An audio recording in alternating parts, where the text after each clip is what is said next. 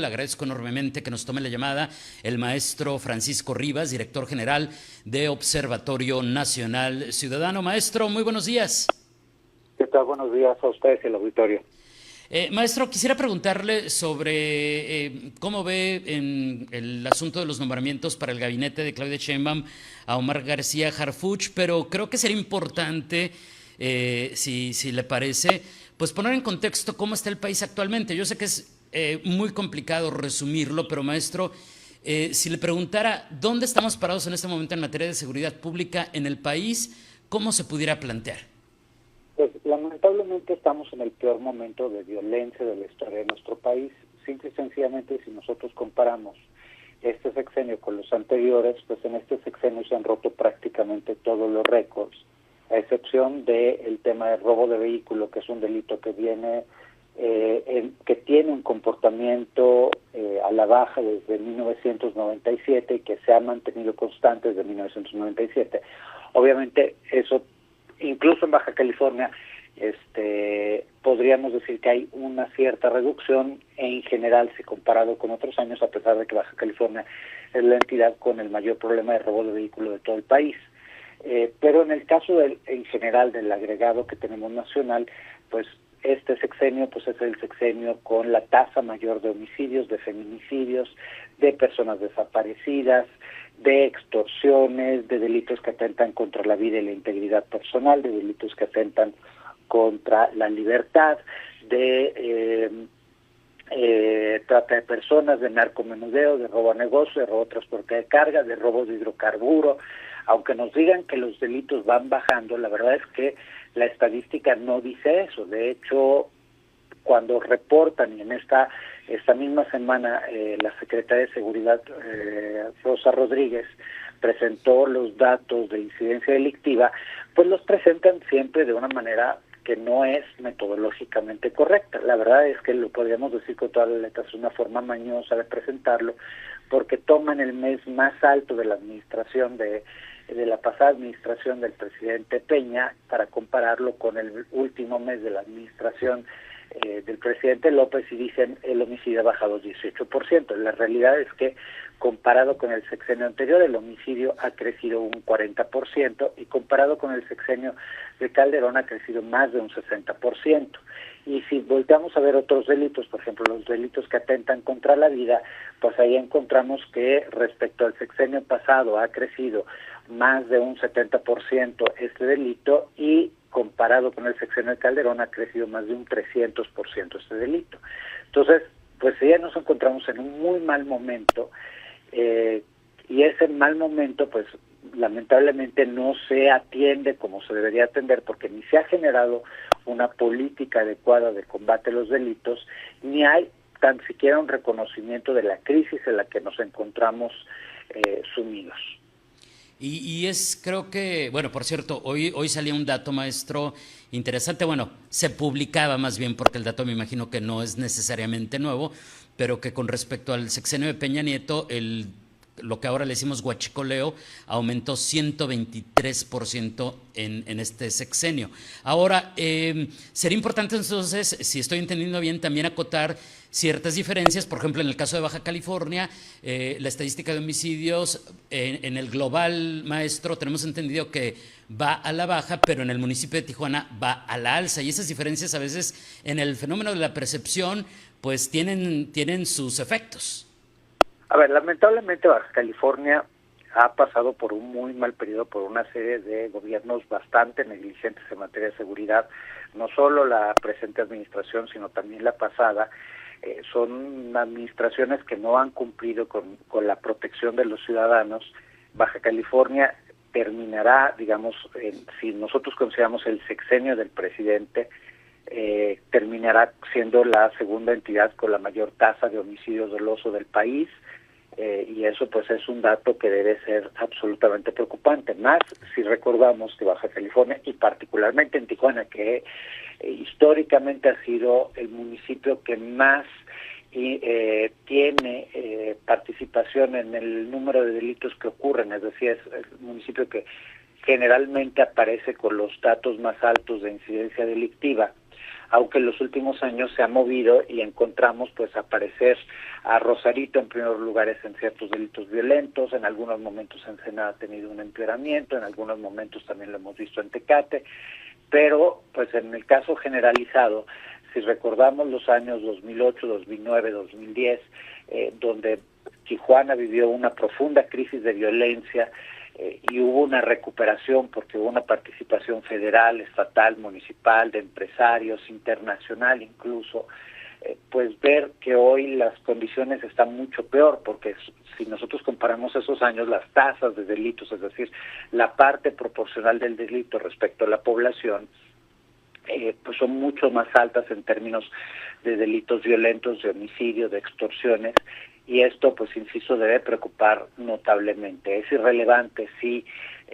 solo un municipio lo tiene o si solo 2 municipios de los 5 de la entidad lo tienen. Una autoridad estatal, particularmente cuando se habla de homicidios, tiene que asumir su corresponsabilidad. Es cierto que un gran problema es precisamente esta coordinación que nos dicen que existe, pero que existe en el papel y en la realidad no la vemos, porque vemos llegar en todo el país guardias nacionales y los delitos simple y sencillamente no bajan. De hecho, incluso en estos últimos 4 meses, lo que hemos visto es un repunte sustancial de los homicidios, y eso sin considerar que pues esta es una administración en donde hay un subregistro como nunca lo habíamos visto de los delitos, particularmente de los delitos violentos y particularmente del homicidio. Por ejemplo, nosotros hemos hecho el cálculo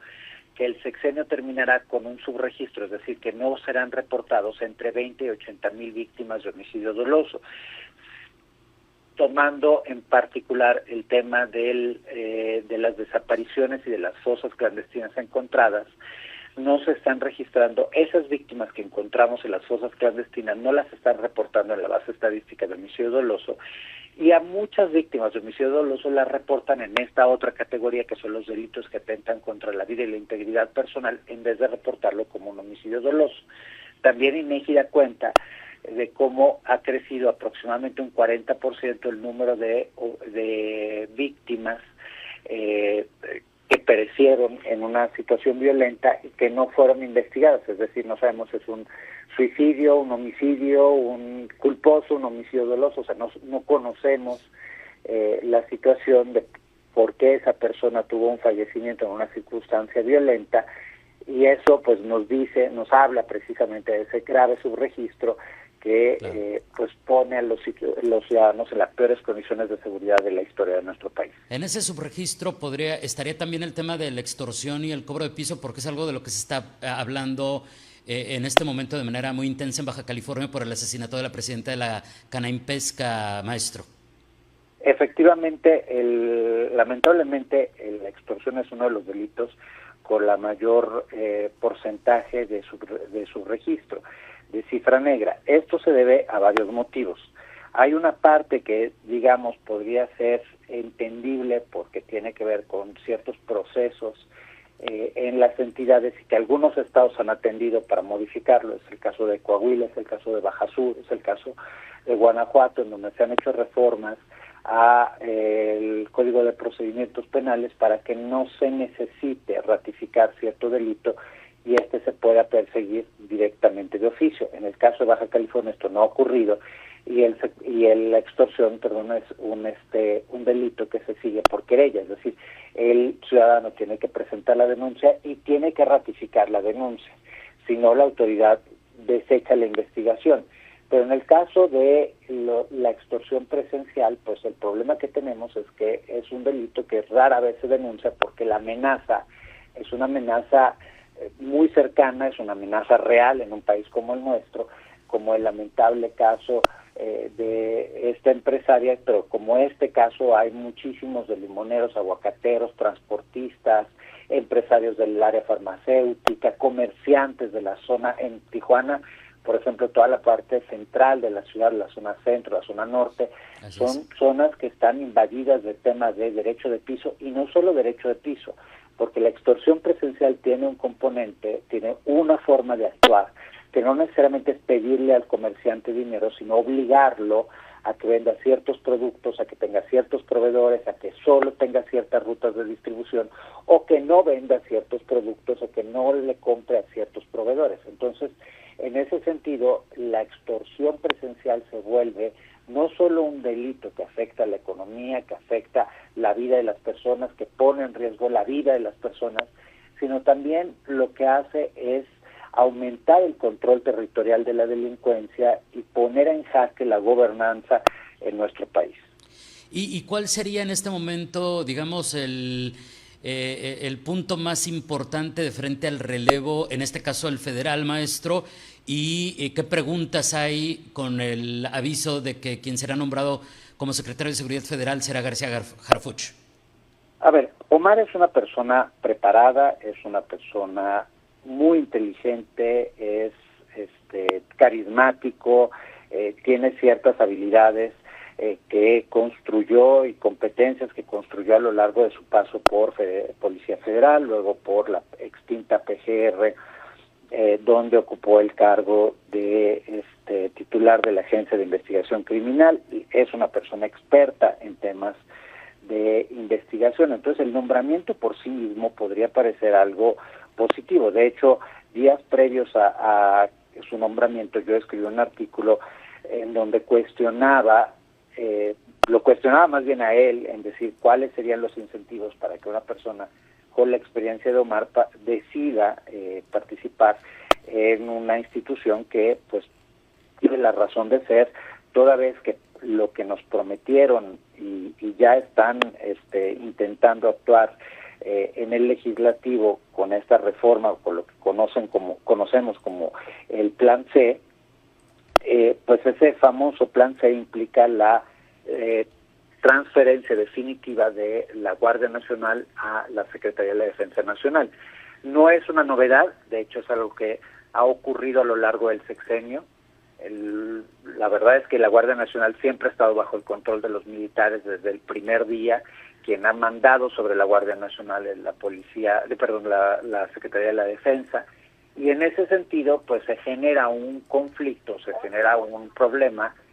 donde pues vemos que la Secretaría en realidad no ha tenido el control de esta institución, ni para la formación, ni para la decisión de la distribución territorial, el estado de fuerza, etcétera, etcétera. Entonces, hoy la transfieren definitivamente, pero con ello la Secretaría pues pierde su razón de ser. Ahora, hay un problema inicial que es el de creación. Como casi todas las cosas que se han hecho en este sexenio, la Secretaría de Seguridad y Protección Ciudadana no tiene ni pies ni cabeza. Si uno revisa el decreto de creación, no corresponde con lo que dice el reglamento institucional. Tampoco tiene mucha consistencia ni con lo que establece el Plan Nacional de Desarrollo, ni con lo que establece la Estrategia Nacional de Seguridad Pública. Parte de lo que no hizo la Secretaría fue presentar, y era su obligación legal, o sea, no era si quería o no quería, lo tenía que haber hecho y no lo hizo nunca, era presentar los planes estratégicos de combate a ciertos delitos específicos. Otro aspecto que lamentablemente queda muy mal expresado, pues es cuáles son los indicadores para poder evaluar la Secretaría, porque de nuevo no tenemos tampoco los objetivos que debe perseguir la Secretaría. Una cosa es lo que dicen, otra cosa es lo que hacen y otra cosa son las competencias y las atribuciones que tienen. Entonces, ahí hay un problema de antemano. O sea, Omar tendrá que llegar a reformar una institución que hoy no tiene razón de ser. El otro aspecto es que se queda pues realmente con una parte muy limitada de la acción de seguridad, se queda con el Servicio de Protección Federal, se queda con la supervisión de la Policía Bancaria y Auxiliar, pero pues no es una fuerza operativa como podría ser la Guardia Nacional o en su momento Policía Federal, y se queda pues con el sistema penitenciario y el extinto CISEN, hoy Centro Nacional de Inteligencia. El tema es que el Centro Nacional de Inteligencia también está controlado por el Ejército, entonces pues lo que yo veo es una ruta de colisión de Omar con la Secretaría de la Defensa Nacional. Si él quiere hacer bien las cosas, tiene el apoyo de la presidenta, y eso lo sabemos, es un hombre de sus confianzas, de la presidenta electa todavía, pero pues no necesariamente tendrá el control pleno de la Secretaría. Y la verdad es que ser responsable de la institución que por lo menos normativamente debe definir la política de seguridad y no tener el control sobre quien debe ejecutar la política de seguridad, pues a mí me parece un muy mal diseño de política pública, pero peor aún me parece un desastre anunciado para los términos de seguridad, porque el que manda pues no es el que debería mandar. Maestro, le agradezco enormemente este tiempo, me gustaría seguir platicando, pero el tiempo ya nos ganó, pero ojalá tengamos la oportunidad de seguir platicando y desglosando estos temas que sin duda yo sí los veo prioritarios para nuestro país. Mientras tanto, pues muchas gracias y muy buen jueves. Buenos días. Es el maestro Francisco Rivas, el director general de Observatorio Nacional Ciudadano.